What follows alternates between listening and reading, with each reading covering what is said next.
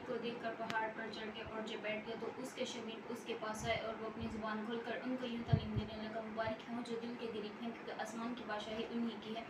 मुबारक है वो जो गमगीन है, क्योंकि वो तसल्ली पाएंगे। मुबारक है वो जो हनीन है, क्योंकि वो ज़मीन के वारिस होंगे। मुबारक है वो जो रास्तबाजी के भूखे और प्यासे हैं, क्योंकि वो आसूदा होंगे। मुबारक है वो जो रहम दिल हैं, क्योंकि उन पर रहम किया जाएगा। मुबारक है वो जो पाक दिल हैं, क्योंकि वो खुदा को देखेंगे। मुबारक है वो जो सुलह कराते हैं, क्योंकि वो खुदा के बेटे कहलाएंगे।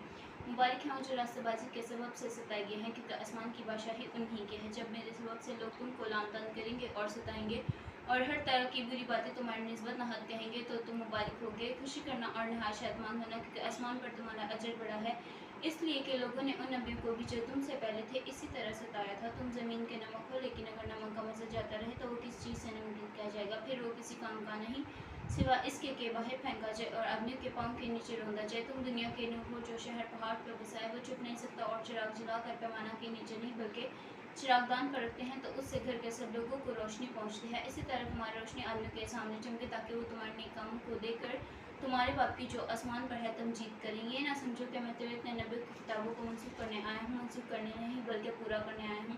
क्योंकि मैं तुमसे कहता हूँ कि जब तक आसमान और ज़मीन टल ना जाए, एक नुक्ता या एक शशत रेत से हरगिज़ ना टलेगा, जब तक सब कुछ पूरा ना हो जाए। बस जो कोई इन छोटे से छोटे हुक्मों में से भी किसी को तोड़ेगा और यही आदमियों को सिखाएगा, वो आसमान की बादशाही में सबसे छोटा कहलाएगा। लेकिन जो उन पर अमल करेगा और उनकी तालीम देगा, वो आसमान की बादशाही में बड़ा कहलाएगा।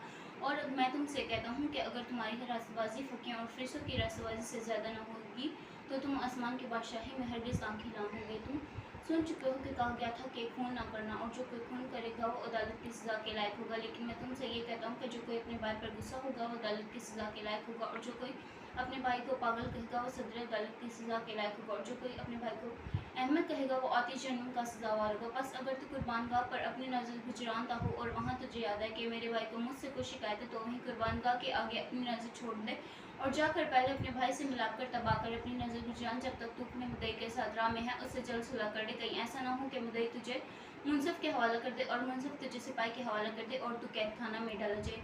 मैं तुमसे कहता हूँ